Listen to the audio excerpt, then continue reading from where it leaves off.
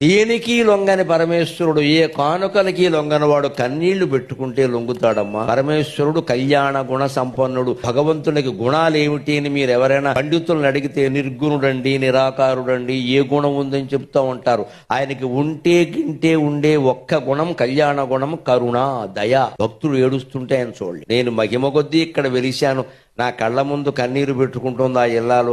ఆ దుఃఖాన్ని తీర్చకపోతే నేనెందుకు ఇక్కడ? అమ్మవారి దగ్గర ఏడిచానని ఒక శివుడిని ఒక గిల్లు గెలుతుంది, మొత్తం తిరుగులేదు. ఇంకంత ఆడవాళ్ళు ఏడుతున్నారు, పట్టించుకోవే అంటుంది, అంత మొత్తం పట్టించుకుంటాడు. మన ఇళ్లలో కూడా మీరు గమనించండి, తండ్రి ఒక్కోసారి మొండిగా బండగా మాట్లాడతాడు. వా అదవా నీ చదువు దండగా, నీకు మళ్ళీ ఇదోటి అంటాడు. అదే తల్లి ఏముంటుంది, మనం ఎలాగో చదువుకోలేదు, ఆడు చదువుకోతే హెచ్చేయండి. తల్లి ప్రేమ తల్లి ప్రేమ. అందుకని అమ్మవారికి ప్రేమ ఎక్కువ. మనం ఆవిడ ముందు కన్నీళ్లు పెట్టుకుందనుకో ఆవిడ కరిగిపోతుందాం. తప్పు చేసినా సరే మొహమాటం లేకుండా చెబుతాం, ఏం బాధపడక్క. విషయం ఒప్పుకుంటున్నాం కదా, మనమే కప్పిపుచ్చుకోవట్లేదు, అహంకరించలేదు. తప్పు చేశానమ్మా, కానీ ఈ దుఃఖం నేను అంటే తీరుస్తుంది.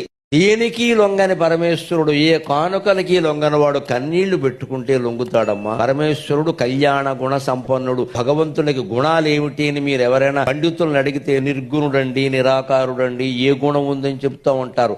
ఆయనకి ఉంటే గింటే ఉండే ఒక్క గుణం కళ్యాణ గుణం, కరుణ, దయ. భక్తులు ఏడుస్తుంటే ఆయన చూడండి. నేను మహిమ కొద్దీ ఇక్కడ వెలిశాను, నా కళ్ళ ముందు కన్నీరు పెట్టుకుంటుంది ఆ ఇల్లాలు.